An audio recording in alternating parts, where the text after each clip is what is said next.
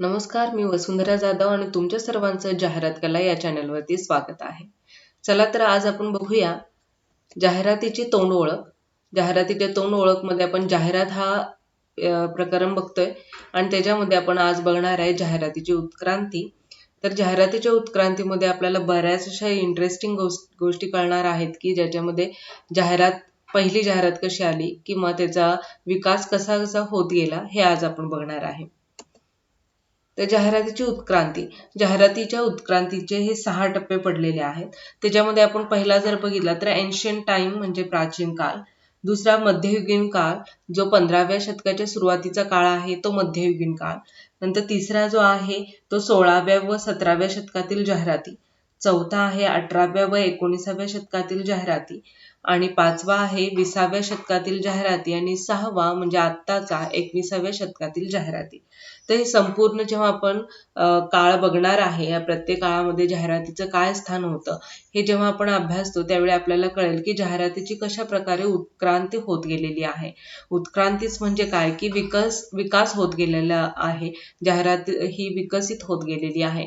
प्राचीन काळामध्ये जाहिरात कशी केली जायची आणि आता 21व्या शतकामध्ये जाहिरातीचं काय स्थान आहे हे आपल्याला या संपूर्ण गोष्टीचा अभ्यास करताना लक्षात येईल. So let's get going.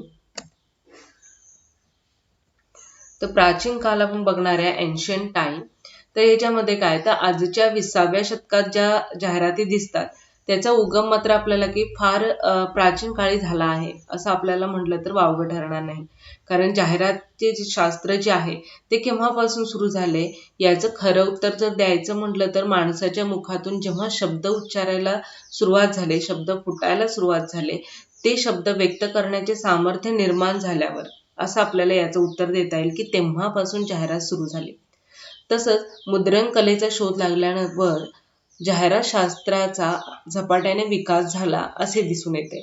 मग तशा प्रकारची आपल्याला एक जी पहिली जाहिरात आहे म्हणजे 3000 वर्षापूर्वीची जी जाहिरात होती ती इजिप्तमधील बुर्ज पत्रावरील एक जाहिरात होती जी ब्रिटिश म्युझियममध्ये आता ठेवली गेलेली आहे.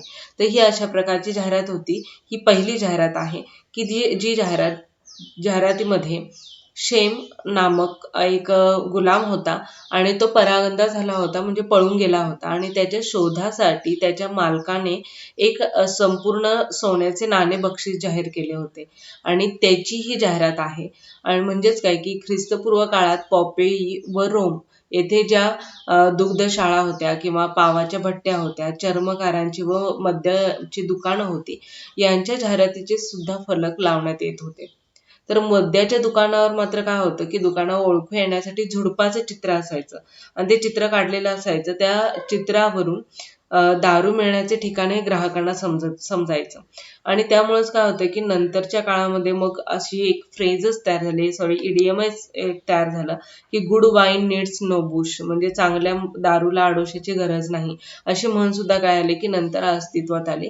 तर त्याचप्रमाणे काय आलं की आता ही आणखी एक जाहिरातीचा प्रकार आपल्याला बघायला मिळतो की त्याच्यामध्ये हे जे टॅबलेट्स आहे त्याला क्ले टॅबलेट म्हटलेलं आहे की मातीचा जो लगदा आहे त्याच्यावरती या जाहिराती कोरल्या गेलेल्या आहेत.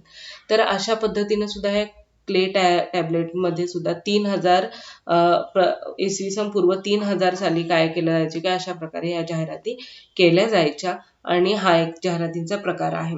तसंच मुद्रण कलेचा शोध लागण्यापूर्वी मग मालाची जाहिरात ही कशी केली जायची तर बाजारात ओरडून केली जायची, दवंडी पिटवून केली जायची.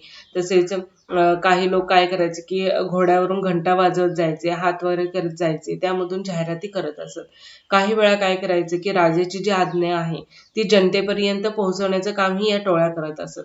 आता हे काम मोबदल्याच्या आशेनेच त्यावेळी केलं जायचं हे उघड आहे, कारण त्यातून पैसे घ्यायचे आणि मगच हे म्हणजे जो दवंडी पिटवणारा माणूस आहे तो काय करायचा की राजाच्या दरबारात कामच करायचं की त्याने सगळे जो काही त्याचा संदेश असेल तो समाजात पोहोचवण्याचं काम त्या व्यक्तीद्वारे केला जायचा. मग तो व्यक्ती दवंडी पिटवत जायचा आणि मग गावाच्या चौकामध्ये उभा राहून दवंडी पिटवायचा आणि जो काही राजाचा संदेश असेल तो तिथं सांगितला जायचा. म्हणजेच काय की संदेश देण्यासाठी पण आणि व्यापारासाठी सुद्धा काय केलं जात होतं की ह्या जाहिरातीचा प्रकार अवलंबला जायचा. आणि मग त्याच्यामुळे काय व्हायचं की ह्या जाहिरातीची नांदी प्राचीन कालापासून सुरू झाल्याचं आपल्याला दिसून येतं. म्हणजे आजच्या काळात सुद्धा आपण काय करतो फिरते म्हणजे आजच्या काळात सुद्धा आपण बघतो की फिरते विक्रेते व निवडणुकीचे प्रचारक जे आहे ते काय करतात, प्राचीन पद्धतीचाच वापर करताना आपल्याला दिसतात. म्हणजे निवडणूक आल्यानंतर आपल्याला कळतं बघा की अनाउन्समेंट सुरू असते. मग गाड्यांवरती तो कर्णा लावलेला असतो आणि तिथून त्यांच्या पक्षाचं जे अनाउन्समेंट आहे ती सुरू असते. तर ही एक काय की प्राचीन पद्धत आहे. किंवा ती निवडणुकीच्या वेळी तो जो विशिष्ट पक्षाचे लोक आहेत ते काय करतात की प्रत्येक घरामध्ये जातात. त्यांना जो वॉर्ड आलेला आहे त्या वॉर्डातल्या प्रत्येक घरामध्ये काय करतात की ते जाऊन आपल्या पक्षाचं पत्रक देत असतात किंवा त्यांना मतदान करण्याचं आवाहन करत असतात. तर या सगळ्या गोष्टी की प्राचीन काळी जसं चाललं होतं त्याचीच पद्धत आहे की जी आजही काय केली जाते, वापरली जाते. शिवाय पण फिरते विक्रेते देखील बघितलेले आहेत की ते डायरेक्ट प्रोडक्ट काय करतात की आपल्या घरात घेऊन येतात आणि आपल्याला ती कसा वापरायचा किंवा कशी फ्री आहे ह्या सगळ्या गोष्टी पटवून देत असतात. म्हणजेच काय की ती प्राचीन काळामध्ये जी पद्धत वापरली होती जाहिरातीची ती आज देखील वापरताना दिसते. अशा प्रकारे प्राचीन काळापासून म्हणजे 3000 इसवी सन पूर्व 3000 सालापासून काय आलं की जाहिरात आपल्याला बघायला मिळते आणि तेव्हापासून ही जाहिरात सुरू आहे. तर पुढचा आपण काळ बघूया. मध्ययुगीन काळ जो 15व्या शतकाच्या सुरुवातीचा काळ म्हणून ओळखला जातो. मग मध्ययुगीन काळाच्या शेवटी म्हणजे जवळपास इसवी सन 1438 मध्ये जो जॉन गटेनबर्ग आहे तर यांनी मुद्रणशास्त्रातील खिळ्यांचा शोध लावला. जाहिरातीच्या इतिहासातील ही एक महत्त्वपूर्ण घटना आहे की जॉन गटेनबर्गनी हा मुद्रणशास्त्राचा शोध लावला. त्याने एक असं खिळ्यांचं मशीन तयार केलं आणि मग त्याच्यामुळे काय होऊ लागलं की एकाच वेळी अनेक प्रती काढणं शक्य झालं. मग 1477 मध्ये पहिली जाहिरात काढली गेली जी इंग्लंडमध्ये प्रार्थना पुस्तकाच्या विक्री संबंधीचं पहिलं हस्तपत्रक होतं आणि ते पहिल्यांदा प्रसिद्ध केलं गेलं. आणि छपाईच्या क्षेत्रातील क्रांतीचा मुख्य परिणाम म्हणजे काय, वार्तापत्रे, पुस्तके, मासिके यांच्यात झाली आणि वाढ होण्यात आली. त्याच्यामुळे एकाच वेळी अनेक प्रती सुद्धा निघू लागल्या. साक्षरतेमध्ये वाढ झाल्यामुळे लोकांना देखील वाचनाची गोडी निर्माण झाली. त्यामुळे वृत्तपत्रे असतील, मासिके असतील इत्यादीमध्ये काही जागा किंवा काही कॉलम्स म्हणजे स्तंभ एक राखीव ठेवले जायचे आणि त्याच्यामध्ये त्या जाहिराती दिल्या जायच्या. म्हणजे जाहिरातीसाठी विशेष असं पान त्यावेळी राखलं जाऊ लागलं. आणि हे शक्य कधी झालं, जेव्हा जॉन गटेनबर्गने 1438 मध्ये मुद्रणशास्त्राचा शोध लावला आणि 1477 मध्ये पहिलं जाहिरातीसाठीचं हस्तपत्रक काय केलं की प्रसिद्ध केलं, जे प्रार्थना पुस्तकाच्या विक्री संबंधी होतं. ओके, तर पुढचं आपण बघूया 16व्या व 17व्या शतकातील जाहिराती. तर 16व्या शतकात काय आलं की वर्तमानपत्राचा सर्रास वापर होऊ लागला. मग 1622 साली पहिले साप्ताहिक वार्तापत्र इंग्लंडमध्ये सुरू करण्यात आले. तर 17व्या शतकाच्या मध्यापर्यंत वार्तापत्रांची संख्या वाढली. म्हणजे तेव्हा न्यूजपेपर्स खूप वाढले. जेव्हा पहिला 1622 मध्ये सुरू झालं ते साप्ताहिक होतं. म्हणजेच काय की आठवड्यातून एकदा ते साप्ताहिक सुरू होतं. नंतर वार्तापत्रांची सुरुवात झाली. जाहिरातीसाठी म्हणून खास अशी काही नियतकालिके छापण्यास ही सुरुवात झाली. वेगळं अशी नियतकालिके सुद्धा जाहिरातीसाठी वेगळी म्हणून छापण्यात येऊ लागली. वर्तमानपत्रात पहिली जाहिरात जी आली होती ती 1625 साली इंग्लंडमध्ये एका वर्तमानपत्राच्या शेवटच्या पानावर छापण्यात आली होती. आता इथं आपल्याला एक दिसते बघा की एक न्यू टाईपरायटरची ही जाहिरात आहे, जी काय केली होती की त्या काळी म्हणजे 1625 साली इंग्लंडच्या वर्तमानपत्रामध्ये छापून आली होती आणि शेवटच्या पानावर छापून आली होती. तसेच लंडन गॅझेट जे आहे त्यामध्ये सुद्धा जून 1666 मध्ये जाहिरात असलेली आपल्याला दिसून येते. मग त्याच्यामध्ये काय आलं की खास पुरवणीच लंडन गॅझेटने काय केली होती की प्रसिद्ध केली होती की ज्याच्यामध्ये फक्त काय होते की जाहिरातीच होत्या. आणि इंग्लंडमध्ये मग त्याच्यानंतर बऱ्याच अशा जाहिराती येऊ लागल्या, जसं 1652 मध्ये कॉफीची जाहिरात आली, नंतर 1657 मध्ये चॉकलेटची जाहिरात आली, 1658 मध्ये चहाची जाहिरात आली.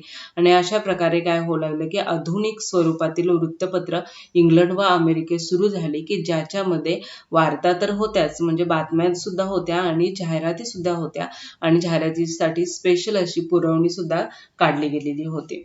तर पुढे आपण बघूया 18व्या व 19व्या शतकातील जाहिराती. तर 18व्या शतकामध्ये हस्तपत्रिकांचा म्हणजे हँडबिल जे आहे त्यांचा वापर फार मोठ्या प्रमाणात सुरू झाला. म्हणजे आकर्षक चित्रांचा वापर करून त्याबरोबर जाहिरातीचे संदेश देण्यात येऊ लागले. 1702 मध्ये पहिले दैनिक सुरू झाले. पुढे वृत्तपत्रामध्ये देखील काय होऊ लागलं की व्यापारी जाहिरातींचा समावेश करण्याची प्रवृत्ती वाढली. म्हणजे मग व्यापारी जाहिरात त्याच्यामध्ये येऊ लागल्या. मग द बोस्टन न्यूज लेटर या अमेरिकन पहिल्या पाक्षिकात भाड्याने घर देणे आहे किंवा भांडी असतील इत्यादी पुरवणे, दुकानासाठी जागा देणे, अशा जाहिराती येऊ लागल्या. तर काही व्यापारी संस्थांनी मात्र काय केलं की औषधांच्या मोठ्या जाहिराती करून रोगमुक्त होण्यासाठी मोठी आव्हाने दिली. मग ही पण एक वेगळ्या प्रकारची जाहिरात होती. परंतु आश्वासनातील फोलपणा दिसून आल्याने मग जाहिरातीवरती टीका पण होऊ लागली, कारण त्या खोट्या जाहिराती पण येऊ लागल्या, की जाहिरातीवरचा भरोसा कमी होऊ लागला. आणि नंतर मात्र काय होऊ लागलं, जाहिरातीमध्ये प्रामाणिकपणाचा अभाव व लोकांना फसवण्याची वृत्ती जास्त दिसत होती, असा आक्षेप घेण्यात येऊ लागला. म्हणूनच मग काय आलं की 1758 मध्ये जर बघितलं आपण तर पहिली द आयडलर या वृत्तपत्राने काय केलं की आपला दर्जा वाढावा व नीतिमत्ता पाळावी, ही गोष्ट अत्यंत प्रभावीपणे वाढली. मग झूल, शेरे, तुलज किंवा लोत्रेक यासारख्या जे चित्रकार होते, ख्यातनामक चित्रकार होते, त्यांची चित्रे त्यांनी काय केली की जाहिरातीसाठी वापर करण्यात येऊ लागले. मग त्याच्यामधलं जे 1877 साली इंग्लंडमध्ये मिलेचे बुडबुडे म्हणजे बबल्स, मिलेज बबल्स असं एक तैलचित्र काय होतं की पॉप्युलर होतं. नंतर पिअर्स साबण जे आहे त्या कंपनीने काय केलं की जाहिरातीच्या भित्तीपत्रकासाठी ते चित्र काय केलं की वापरलं किंवा त्या अशा नवीन चित्रकारांना संधी दिली. म्हणजे वेगळा पॅटर्न आला की जाहिराती ह्या चित्र तयार करून किंवा त्याच्यावरती स्लोगन्स लिहून त्याच्यावरती त्याच्या क्वालिटीज लिहून भित्तीपत्रका स्वरूपात काय होऊ लागले की प्रसारित होऊ लागले. हा एक नवीन फॉर्म आला. नंतर 19व्या जर शतकात आपण बघितलं तर तिथे जाहिरातीच्या बोध नामांचा व बोध चिन्हांचा वापर होऊ लागला. म्हणजे ट्रेड नेम असतील किंवा ट्रेडमार्क्स असतील याचा नव्याने वापर सुरू झाला. मग जाहिरातीच्या लोकांच्या विचारशक्तीला चालना देऊन मग त्यांची क्रय प्रेरणा निर्माण करण्याचा प्रयत्न केला जाऊ लागला. मग त्याच्यामध्ये साप्ताहिके आले किंवा मासिके आली किंवा विंडोज डिस्प्ले आले, म्हणजे तावदानातील सजावट आली हे असेल, किंवा त्याची जाहिरातीची मांडणी असेल, त्याचं प्रदर्शन असेल, त्यासाठी नवीन नवीन माध्यमे या काळातच आलेली आहेत. 18व्या व 19व्या शतकामध्येच काय आलं की नवीन माध्यमे अस्तित्वात येऊ लागली. आणि मग त्याच्यामुळे ग्राहकांचे लक्ष काय होऊ लागले की वेगळ्या वेगळ्या प्रकारे वेधून घेतलं जाऊ लागलं. म्हणजे आतापर्यंत काय होतं की हँडबिल होतं किंवा भित्तीपत्रक होती, वर्तमानपत्रातील जाहिरात होती. आता वेगळे वेगळे प्रकार काय होऊ लागले, येऊ लागले. जसं या तैलचित्राचा वापर काय केला की 18व्या शतकामध्ये करण्यात आला, तसंच काय होऊ लागले की वेगळे वेगळे प्रकार येऊ लागले. आणि त्याच्यामुळे लोकांचं लक्ष म्हणजे ग्राहकांचं लक्ष आपल्याकडे वेगळ्या वेगळ्या माध्यमातून ते वेधून घेऊ लागले. आणि त्याच्यामध्येच काय झाले की भारतात सुद्धा बेंगॉल गॅझेट जे आहे ते 1780 मध्ये पहिलं वृत्तपत्र सुरू झालं. त्यात सरकारी जाहिराती मोफत छापण्यात येऊ लागल्या. जे सरकारकडून जाहिराती येत होत्या त्या फ्री होत्या आणि येऊ लागल्या. तर जे 1790 मध्ये कुरीज मुंबईमधून प्रसिद्ध होऊ लागले. तर त्यामध्ये मराठी, उर्दू, गुजराती, कन्नड यासारख्या प्रादेशिक ज्या भाषा आहेत किंवा स्थानिक भाषा आहेत त्यांचा देखील समावेश होऊ लागला. म्हणजे फक्त इंग्लिश जी भाषा होती त्याच्याऐवजी काय होऊ लागली की आता स्थानिक भाषेत सुद्धा जाहिराती येऊ लागल्या. हेच काय झालं की 18व्या आणि 19व्या शतकामध्ये पुढची स्टेप आपल्याला निर्माण झाल्याची दिसून येते. आता याच्या पुढे आपण बघूया 20व्या शतकातील जाहिराती. तर 20व्या शतकाच्या प्रारंभी जाहिरातदारांसाठी अधिकाधिक सेवा देण्याचे प्रयत्न जाहिरात संस्था करू लागल्या. मग जाहिरातीचे महत्त्व जाणून घेऊन त्या आधीच अस्तित्वात आल्या होत्या. तसेच जाहिरातीचा मजकूर अधिक आकर्षक व्हावा, नयनरम्य व्हावा, त्यासाठी चित्रे असेल, घोषवाक्य असेल, मजकूर असेल किंवा त्याची मांडणी असेल, हे सगळं काय होऊ लागलं की याचा जास्तीत जास्त वापर करण्यात येऊ लागला. मग 1960 साली जाहिरात वितरण संस्था ज्या आहेत ती पहिल्यांदा काय झाली की अमेरिकेमध्ये जाहिरात वितरण संस्थांची संख्या त्यावेळी 3000 इतकी झाली होती 1960 मध्ये. नंतर कॅनडामध्ये 120, तर ग्रेट ब्रिटनमध्ये 500 इतकी संख्या त्याची होती. तर भारतामध्ये मात्र काय झालं की भारतातील पहिली जाहिरात वितरण संस्था ही मुंबईमध्ये आली. ती 1907 मध्ये पहिल्यांदा अस्तित्वात आली. आणि मग त्याच्यामध्ये काय होऊ लागले की जाहिरात करण्याअगोदर ग्राहकांचा अभ्यास करणे, वस्तू व प्रत्यक्ष बाजारपेठेचा अभ्यास करणे आवश्यक आहे, हे जाहिरातदारांच्या लक्षात येऊ लागलं. कारण ग्राहकांचं म्हणणं काय आहे, ग्राहकांची गरज काय आहे, ग्राहकांचं मानसशास्त्र काय आहे, त्यांच्या आवडीनिवडी काय आहेत, त्यांची क्रय प्रेरणा काय आहे व विक्री, हे सगळे मुद्दे विचारात घेऊन काय होऊ लागले की जाहिराती केल्या जाऊ लागल्या 20व्या शतकामध्ये. नंतर नभोवाणीवरची जी जाहिरात आहे ती असेल किंवा इंग्लंड अमेरिकेमध्ये वरील जाहिरात पहिल्यांदा प्रसिद्धी झाली ते 1920 मध्ये करण्यात आली. जसे भित्तीपत्रिका व फलकाद्वारे जाहिरात असेल म्हणजे पोस्टर्स असतील तर त्यांचा देखील जोम वाढला गेला या 20व्या शतकामध्ये. नंतर टपालाद्वारे जाहिरात देण्यात येऊ लागले. म्हणजेच काय की या सुमारास काय होलं की टपाल पाठवत होते पत्त्यावरून की त्याच्यामध्ये त्या जाहिराती असायच्या. नंतर रेडिओ हे एक काय आलं की जाहिरातीचं एक प्रभावी माध्यम झालं आणि त्याच्यामध्ये लक्षावधी ग्राहकांपर्यंत काय होऊ लागले की जाहिरात पोहोचण्यास मदत होऊ लागली आणि आपली जाहिरात पोहोचते हे सिद्ध देखील झालं. म्हणून भारतामध्ये मात्र काय आलं की रेडिओवरील जाहिरात जी आहे ती 1 नोव्हेंबर 1967 पासून अस्तित्वात आलेली आपल्याला दिसते की तेव्हापासून ती सुरू झाली. नंतर जाहिरात ही एक शास्त्र वा कला आहे हे 20व्या शतकाच्या सुरुवातीलाच काय झालं की कळू लागलं. म्हणजे आर्थिक, सामाजिक व कायदेशीर बाजूनी पुनर्तपासणी होऊ लागली व पुनर्मूल्यांकनाला सुरुवात झाली. म्हणजे हे एक कला आहे. जसं आपण म्हटलं की जसं 18व्या शतकामध्ये तैलचित्र वापरलं गेलं, 20व्या शतकामध्ये आणखी त्याच्यामध्ये प्रगती झाली. त्याची सजावट, त्याची मांडणी, मजकूर किंवा त्याच्यामध्ये आणखी बरेच प्रकार येऊ लागले. लोकांच्या मनाचा विचार केला जाऊ लागला आणि त्या पद्धतीने काय होऊ लागले की त्यांच्या क्रय प्रेरणेस चालना मिळू लागली आणि अशा वेगळ्या वेगळ्या सुंदर जाहिराती येऊ लागल्या की ज्याच्यामुळे लोकांचं लक्ष वेधलं जाऊ लागलं. तर त्याच्यामुळे या सगळ्या गोष्टी ज्या आहेत ह्या 20व्या शतकात येऊ लागल्या. त्यामुळे त्याची पुनर्तपासणी होणे, त्याचं पुनर्मूल्यांकन होणं, ह्या सगळ्या गोष्टी होऊ लागल्या आणि त्याला सामाजिक, कायदेशीर व आर्थिक या सगळ्या बाजू येऊ लागल्या. आणि म्हणजेच काय की ही कला आहे आणि ह्याचा जो अभ्यास केला जातो म्हणजे हे शास्त्र पण आहे, म्हणजे विज्ञान पण आहे आणि कला पण आहे, हे काय झालं की 20व्या शतकामध्ये समजू लागलं. नंतर अमेरिका व कॅनडा या देशामध्ये मात्र काय झालं की 1914 मध्ये ऑडिट ब्युरो ऑफ सर्क्युलेशन ही संस्था स्थापन झाली. म्हणजे मग विविध प्रकाशनं असतील, त्यांच्या उलाढाली असतील, एकूण वाचक वर्ग असेल, याबाबतची सर्व आवश्यक अशी माहिती याद्वारे प्रसिद्ध होऊ लागली. ऑडिट ब्युरो ऑफ सर्क्युलेशन हे 1914 मध्ये प्रसिद्ध झालं. आणि नंतर मात्र काय होऊ लागले की जाहिरातीला एक वेगळं वळण मिळू लागलं आणि तो अभ्यास करून वेगळ्या प्रकारे जाहिराती ह्या येऊ लागल्या. त्याच्यानंतर आपण बघितलं तर 1914 ते 1918 या पहिल्या महायुद्धानंतर जाहिरात ही एक काय होऊ लागली की व्यापार व वाणिज्य याचा एक अविभाज्य भागच बनली. म्हणजे काय की व्यापार आहे, मग व्यापार करायचं तर आपल्याला जाहिराती केलीच पाहिजे हे असं होऊ लागलं आणि त्याच्यामुळे तो एक त्याचा भागच बनली. मोठ्या प्रमाणावरील उत्पादनाला जाहिरात हा एकच पर्याय असल्याचे सिद्ध झाले. मग जाहिरातीमुळे जाहिरातदारांचा कधीच तोटा होत नाही हे घोषवाक्य देखील अस्तित्वात आले. मग साबण उत्पादक व वाहने उत्पादक यांनी भरमसाठ जाहिराती केल्याचे दिसून येते.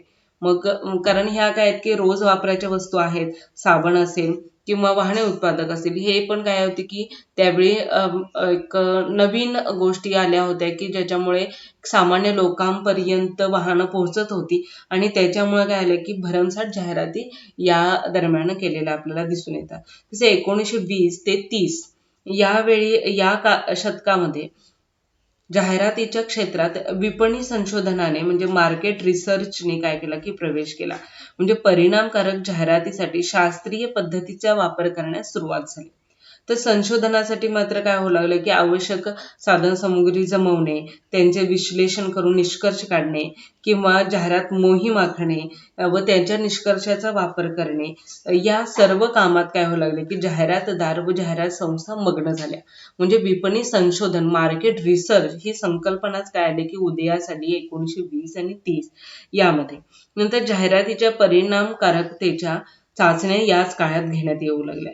तसंच काय झालं की जेव्हा दुसरं महायुद्ध झालं 1950 सालापासून अमेरिका, जपान, कॅनडा या देशात व युरोप खंडातील काही देशातही दूरचित्रवाणी म्हणजे टेलिव्हिजनचा वापर मोठ्या प्रमाणावर होऊ लागला. म्हणजे अमेरिका, जपान, कॅनडा या देशात किंवा युरोप खंडातील काही देश हे 1950 मध्ये दूरचित्रवाणी आली, टेलिव्हिजन आला आणि त्याच्यामुळे त्याच्यातून जाहिरात होऊ लागली. तसंच भारतात मात्र काय झालं की भारतात दूरचित्रवाणीवर 1 जानेवारी 1676 पासून विज्ञापनाला म्हणजेच काय की जाहिरातीला सुरुवात झाली. तर या दुसऱ्या महायुद्धानंतरच्या काळात जाहिरातदार माहितीपट किंवा प्रसिद्धीपट चित्रपटगृहात सुद्धा दाखवण्यात येऊ लागले. कारण चित्रपटांची संख्या त्यावेळी वाढली, चित्रपट पाहण्यासाठी लोक जाऊ लागले आणि तिथून सुद्धा काय होऊ लागली की जाहिराती ह्या प्रसारित होऊ लागल्या. तर इतर देशामध्ये मात्र काय होतं की भारतातही रेडिओ, दूरदर्शन या माध्यमाबरोबरच टपालाद्वारे जाहिराती, भित्तीपत्रके असतील, फलक असतील किंवा निऑन ट्यूब्स असतील, तर यांचा सर्रास वापर जाहिरातीसाठी केला जाऊ लागला. म्हणजे advertising agency association of India या संस्थेने 1982 मध्ये काय केलं की भारतात जाहिरातीसाठी केल्या जाणाऱ्या खर्चांची आकडेवारी आपल्याला बघितली तर असं लक्षात येईल की जवळपास म्हणजे वृत्तपत्र जर आपण बघितली तर वृत्तपत्रांवरती 146 कोटी खर्च होता. तर बाह्य प्रसिद्धीसाठी 14 कोटी होता, चित्रपटांसाठी 20 कोटी होता, रेडिओसाठी 17 कोटी खर्च केले जात होते, दूरदर्शनसाठी 12.5 कोटी खर्च केले जाऊ शकत होते. म्हणजे आजकालच्या काळात जे 350 जाहिराती वितरण संस्था कार्यरत असून वरील विविध माध्यमांचा म्हणजे ही सगळी जी माध्यमं आपण बघितली, वृत्तपत्रे असतील, बाह्य प्रसिद्धी असेल, चित्रपट, रेडिओ, दूरदर्शन, हे सगळी जी माध्यमं आहेत त्याचा वापर करण्यात येऊ लागला. मग इकॉनॉमिक टाइम्स रिसर्च ब्युरोनुसार 168 खाजगी कंपन्यांचा 1980-81 या जाहिरात वर्षातील खर्च जर बघितला तर 62.30 कोटी झाला आहे. तसेच कापड उद्योग असतील, विद्युत उपकरणे असेल, औषधे, रंग, वाहने यांच्या बाबतीत एकूण जाहिरातीचा खर्च जो आहे तो 7% इतका, विक्रीच्या 7% आहे इतका आपल्याला झाल्याचं दिसून आलं.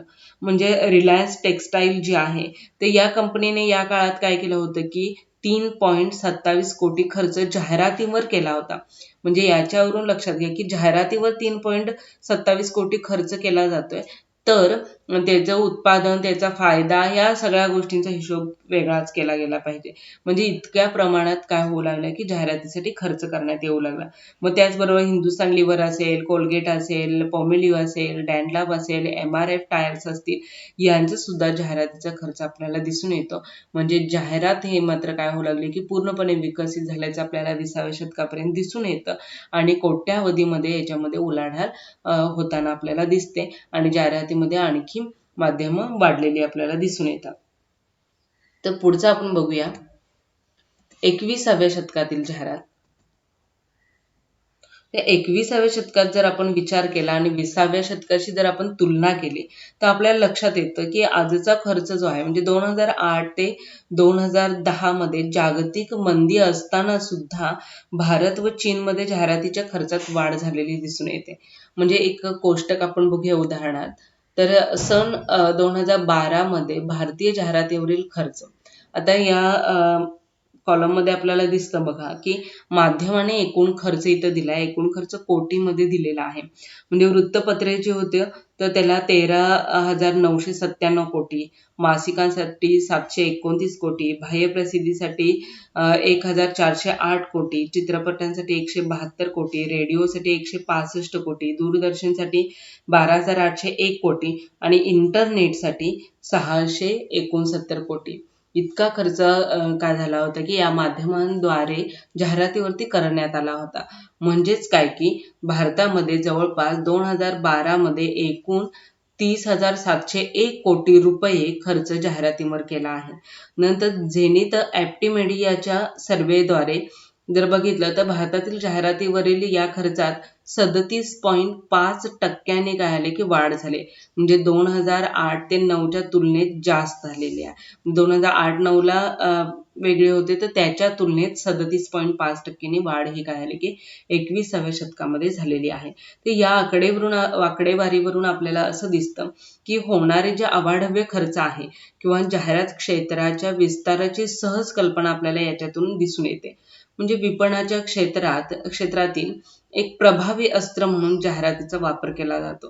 ते एकूण जाहिरात कला ही उत्पादक, ग्राहक व समाज यांचं एक मित्र, मार्गदर्शक किंवा सल्लागार ठरलेली आहे असं म्हणलं तरी हरकत नाही. कारण जाहिरात केल्यामुळे जाहिरात नुसती केली जात नाही, तर आपण जसं म्हटलंय की मार्केट रिसर्च ही संकल्पना आल्यामुळं त्याच्यामध्ये लोकांच्या मनाचा, लोकांच्या आवडीनिवडीचा विचार केला जातो आणि त्यानुसार जाहिरात केली जाते. त्यामुळे ते एक काय की मार्गदर्शक सुद्धा आहे. आणि मित्र अशासाठी आहे की जाहिरात केल्यामुळे आपल्याला काय होतं की आपलं उत्पादन जे आहे ते इच्छित ग्राहकापर्यंत पोहोचण्यास मदत होते आणि त्याच्यामुळे आपली विक्रयवृद्धी वाढणार आहे किंवा उत्पादन जे आहे ते खपणार आहे. तर त्याच्यामुळे तो एक आहे की मित्र पण आहे. आणि सल्लागार असं म्हटलंय की जेव्हा नुसते मार्केट रिसर्च ह्या संकल्पनेमध्ये जेव्हा मोहीम आखली जाते की एखादी जाहिरात आपण प्रसारित केल्यानंतर लोकांच्यावरती काय परिणाम होतो, बरोबर. चांगला परिणाम झाला तर फायदा आहे, पण जर वाईट परिणाम होत असेल तर आपल्याला कळते की लोकांना आता काय आहे की वेगळ्या प्रकारची जाहिरात हवी आहे. म्हणजेच काय की त्यानुसार आपल्याला सल्ला सुद्धा मिळतो आणि आपण जाहिरात वेगळ्या प्रकारे करून आपला इच्छित असा उद्देश आपण साध्य करू शकतो. अशा प्रकारे आपण काय केले की आज जाहिरातीच्या उत्क्रांतीबद्दल बघितलं की प्राचीन काळामध्ये ज्या क्ले टॅबलेटवरती किंवा भूर्जपत्रावरती जी जाहिरात होती आणि आज इंटरनेटवरती 169 कोटी रुपये खर्च करून केली जाणारी जाहिरात असेल, तर हा एक प्रचंड असा बदल झालेला आहे. कोट्यावधीची उलाढाल होणारी जाहिरात आहे. म्हणजे पहिली जेव्हा जाहिरात केली होती, शेम नामक जो गुलाम होता, त्याच्यावरती एक संपूर्ण सोन्याचं नाणं बक्षीस ठेवलं होतं आणि त्याच्यावर आज कोट्यावधी रुपयामध्ये काय होतंय की त्याची उलाढाल केली जाते किंवा तेवढ्या प्रमाणात जाहिरात केली जाते. हे एक आपल्याला दिसतं की जाहिरात हे एक आपली सुद्धा एक अविभाज्य भाग बनलेली आहे. एक ग्राहक म्हणून विचार केला तर आपल्या दैनंदिन जीवनाचा ते एक अविभाज्य भागच बनलेली आहे. कारण जाहिरातीद्वारे आपल्याला भरपूर माहिती मिळते आणि आपल्याला वस्तू खरेदी करण्यासाठी एक मार्गदर्शन मिळतं. म्हणजे जाहिरातीने काय केलं की जवळपास आपल्या दैनंदिन जीवनामध्ये एक महत्त्वाचं स्थान निर्माण केलेलं आहे. तर ही जाहिरातीची उत्क्रांती आणि आपल्याला समजलीच असेल आणि जाहिरातीचं स्थान देखील आपल्याला समजलं असेल. Students, thank you so much.